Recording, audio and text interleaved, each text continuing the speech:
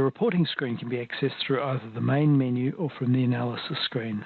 From the main menu screen, you need to select whether you are creating a new report or loading an existing report for editing.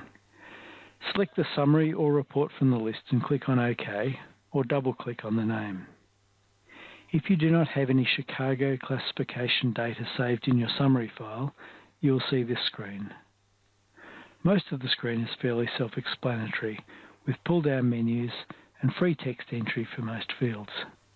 If you have analysed DCI data, a summary is presented in the bottom left-hand corner, and you can decide whether to show this in the report or not.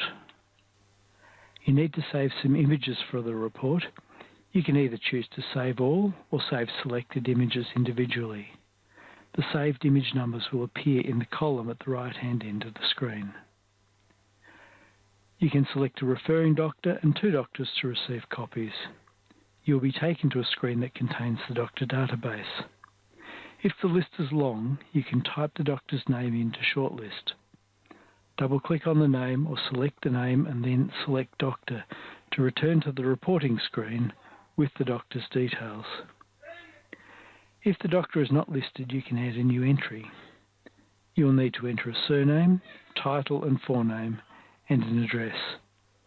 When you have entered all of the data and saved some swallow images, the screen will look similar to this. Click on Print and Exit to move to the printing screen. Click on Save and Exit to return to the main menu screen.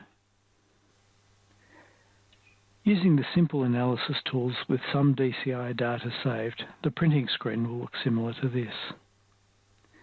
Use the vertical scroll bar to move around in this screen as it is longer than the window. You can make some limited changes here, including in the free text indication and comments fields, and the pull-down menus for the technician, reporting doctor, and diagnosis. You can also change the referring doctor and those to receive copies of the reports. If you wish to hide the DCI data, press to hide DCI data, which will change to press to show DCI data. If there is not enough room for your comments, press to expand comments. This will remove the normal example and expand the comments box. In this screen, the DCI data is hidden and the comments box is expanded. Select an image to show using the control. You can print to either the default printer or to a document. If you want an electronic copy, it will be best to install a PDF printer, such as the Bullzip printer, and print to that. If you have Chicago classification data in your summary file, when you enter the reporting screen, it will look like this. And in the bottom left-hand corner, you will see a button that indicates that Chicago data has been detected. Most of this screen functions in a very similar way to if the Chicago data were not present. Use the pull-down boxes, buttons and free text boxes to enter your data in all of the fields except the diagnosis field. The diagnosis is entered using the Chicago algorithm via the Use Chicago Algorithm for Diagnosis button, which will bring up this screen. In this screen, the summary data is displayed in the 4 right-hand columns. The swallow classifications are in the 3 tables in the centre, and the Chicago algorithm is on the left. You can show the data on a per swallow basis by clicking on the button marked Show Data Table in the top left-hand corner. Click on the same button again to hide this. The Chicago algorithmic diagnosis is based on the data summary and classifications you have entered in the analysis screen, and the diagnosis is displayed in the upper right-hand corner.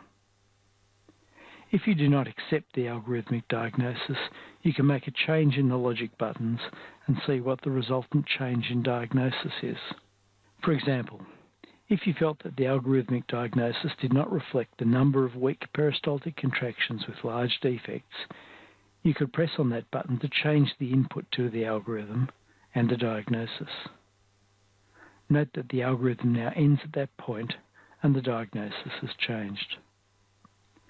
The diagnostic criteria for each classification are shown below the diagnosis in the top right-hand corner. When you are satisfied with your diagnosis, click on the Finished button to return to the reporting screen with the diagnosis entered.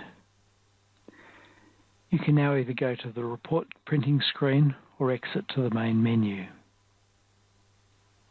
The reports printing screen for reports with Chicago classification data differs only in that a summary of the Chicago data is presented.